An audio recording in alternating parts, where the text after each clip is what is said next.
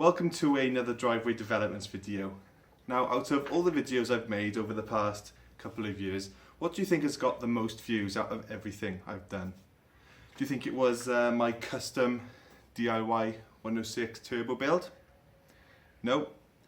Do you think it was car reviews on high performance, cool, quirky cars? No. Do you think it was videos on me going to the Nürburgring? No. Do you think it was videos on a high-powered rally-bred sports car, my Evo? No. None of those videos were the highest viewed videos I've done. The highest viewed video is actually how to change front brake pads on a Fiat 500. So I thought we'll give the people what they want. They clearly don't like cool cars, they want how-tos on Fiat 500s.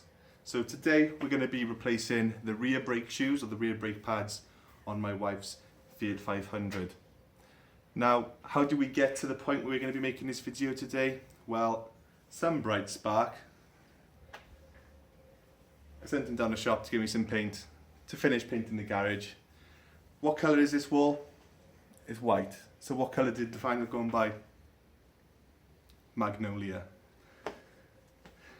Silly Edie. But that's not a problem. We'll continue that another day. The first thing you want to do when changing your rear brake shoes is to let your tyres down. Now the second thing you want to do is pump your tyre up. Right, jokes aside, let's break the wheel nuts. Ooh. My regular jack is broken, so I've been reduced to using a scissor jack.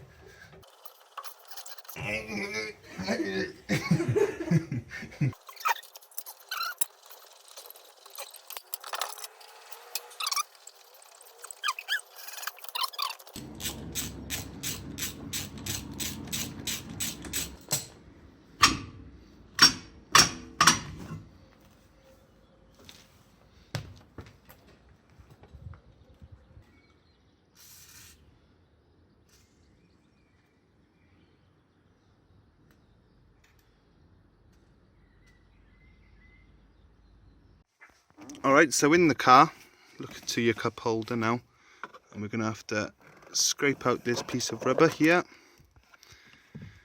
There you can see a 10mm nut there, and we're going to have to undo that. Now this cable's on a wonk, so that tells me that there's uneven brake wear in the drums. Something's definitely gone wrong, maybe one of them has snapped or something, but we'll find out now. We just got to loosen this off. So that's loosened, and the reason we loosen that is because when we're trying to remove the drums, we don't want any tension on those drums because they will basically push against the drum and they won't allow us to take it off. Now you want to do these two bolts here. Usually I'd use a spanner, but I find, especially on things that look quite seized, it can be better to use small grips. There we are, 10 minutes of WD-40 and it practically just come undone anyway, without any resistance, and that one. So that's good. Now we basically have undone them, we've got to tap out this brake drum.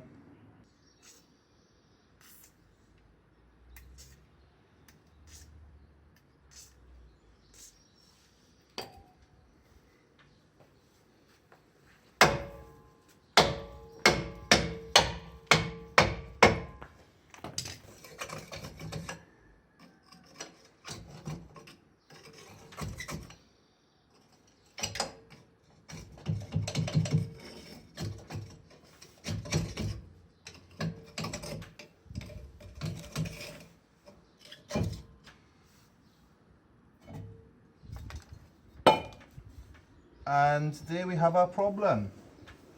Now remember I said about the uneven angle of that handbrake adjuster?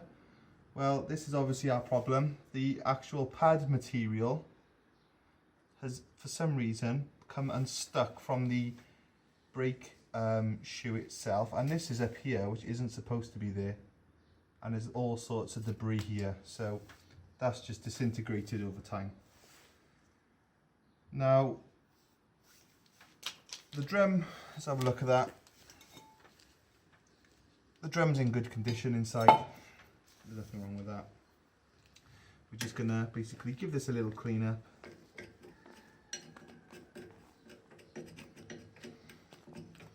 As best we can and replace those shoes.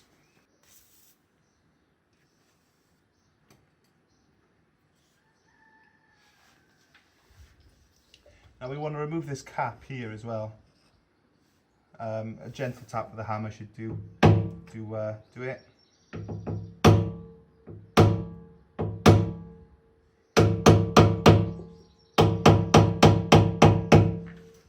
I find if you have the screwdriver on a slight angle, it sort of, rather than just damaging it, it just nudges it out gently.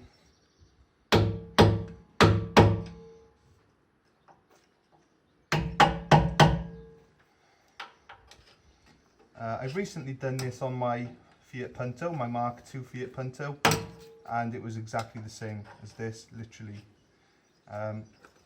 So, if you have a Mark II Punto or a Fiat Panda or a Ford KA, they're all the same really. Now then, we've got to undo this nut here. Now I have a selection of sockets in my socket set. I have a 32mm,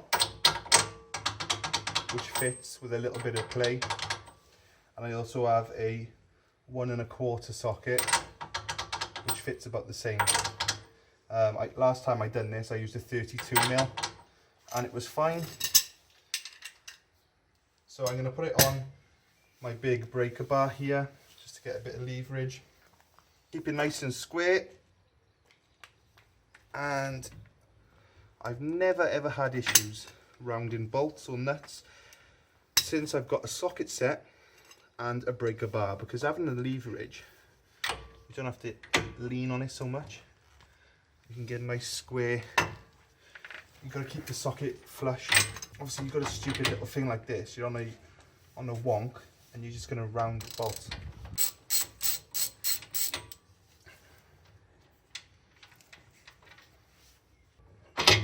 Like that.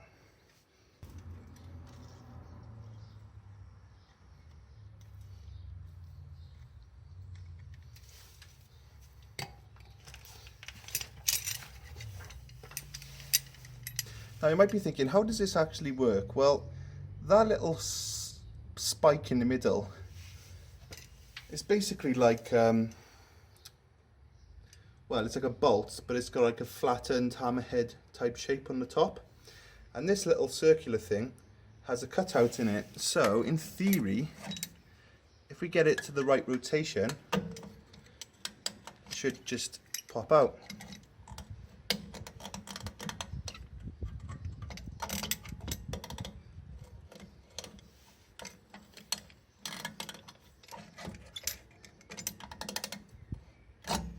Like so. And there you can see the shape of it.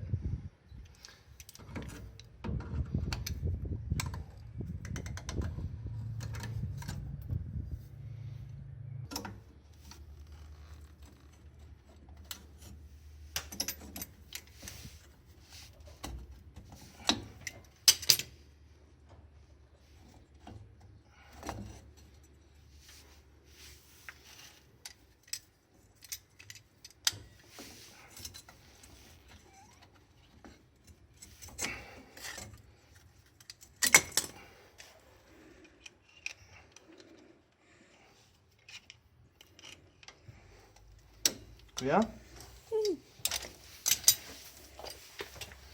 Wasn't so hard, was it? With paper pliers you can do anything. Exactly.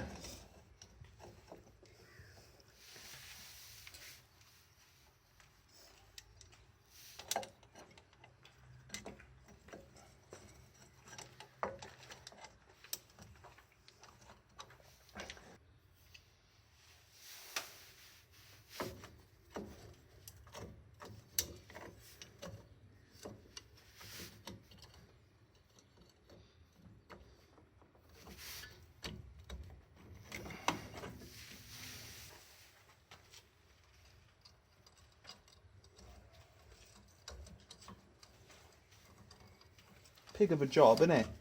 Yeah.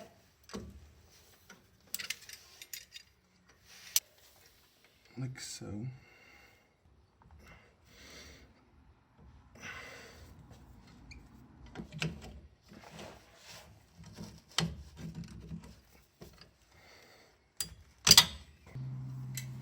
Did you bring a coffee?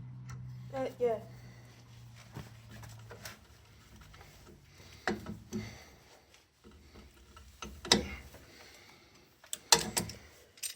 Give that to me.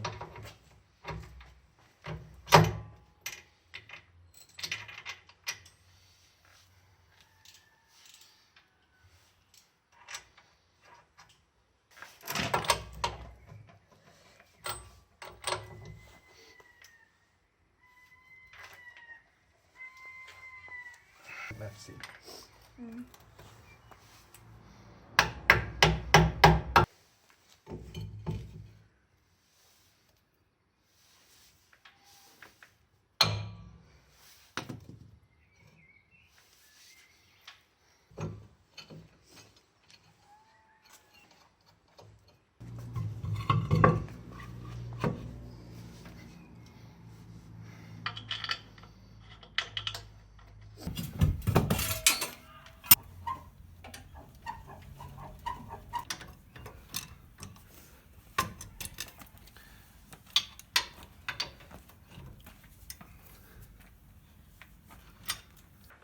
So that's how to change the brake shoes on a Fiat 500. If you have found that video useful, please consider subscribing to my channel. If you are not interested in anything else I'm doing, could you please at least like the video and put a comment down below just saying that you found the video helpful, because it really does help me, and it also helps promote the video so that other people will get to see it too. Now, before you drive off, there are a couple of precautions that you want to take. Basically, you want to press the brake pedal a couple of times just to get the rear cylinders sort of where they need to be. Otherwise, you could find that you don't have brakes for the first couple of presses. And secondly, we loosened the handbrake cable in the car in the video. Just tighten it up as well and use the handbrake, and you can see sort of when it engages, and usually you want it about 4 clicks, which should be like the max it should go.